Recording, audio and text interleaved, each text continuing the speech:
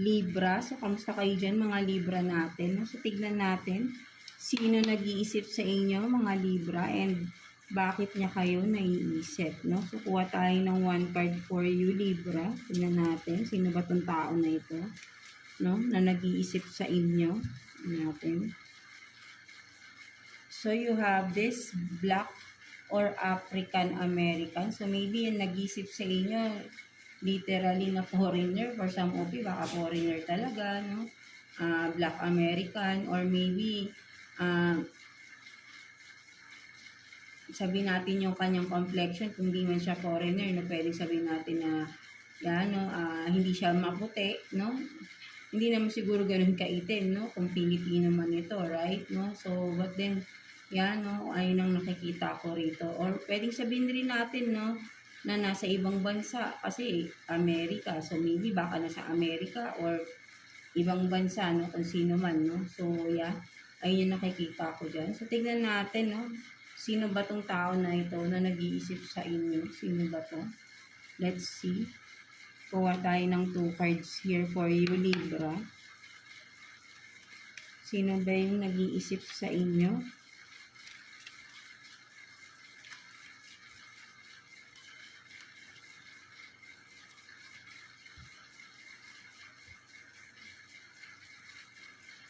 So, you have this Page of Cups in reverse. And then, Queen of Pentacles in reverse. Sa nakikita ko rito Libra, no, ang taong na to, no, this person, no, sabihin natin na parang may communication, no, for some of you, no, with the Page of Cups in reverse, no,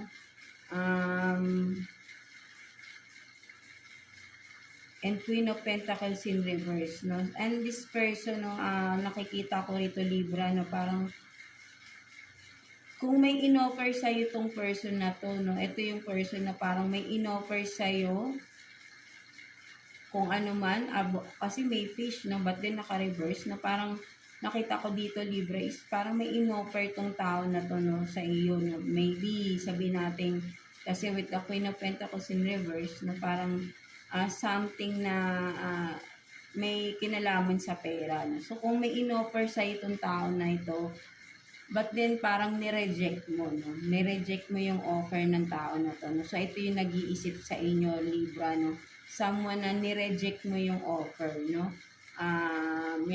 Finances, no? May kinalaman sa pera, no? So, ito yung tao na nag-iisip sa inyo, no? So, let's see bakit kanya iniisip, no? Tignan natin. Bakit ka iniisip ng tao na ito, Libra? Kuha tayo ng 2 cards here for you, Libra. No? Bakit kanya iniisip?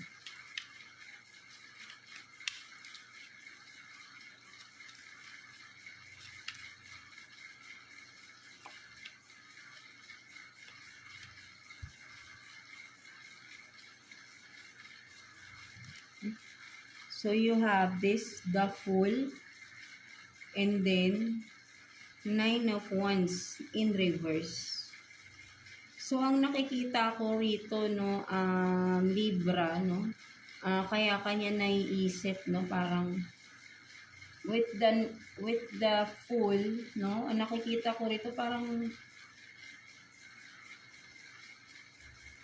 willing to take a risk, no. So, kaya kanya naiisip is with the 9 of Wands in reverse, no, sabihin natin na parang hindi na siya parang nagiging impatient na siya, no, naiisip, kaya kanya naiisip, no, parang naiinip na siya, no, parang, I don't know, no, naghihintay ba to, no, parang naiinip na tong tao na to na maghintay, no, kaya naka-reverse na si 9 of Wands, no, so ayaw niya nang maghintay pa, no, at with the Fool, no, gusto niya nang tumalon, no, ready to jump in na siya, so ready to take the risk na, no? Kaya niyan kayo naiisip, kumaga parang magte-take risk na siya sa inyo, no? Something like that, no? So, ayun din nakikita ko rito.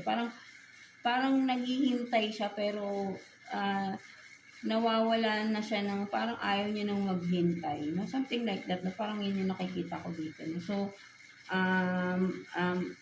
this person is, I think, is magte-take risk na siya. Kung ano man ito, no? Magte-take risk siya.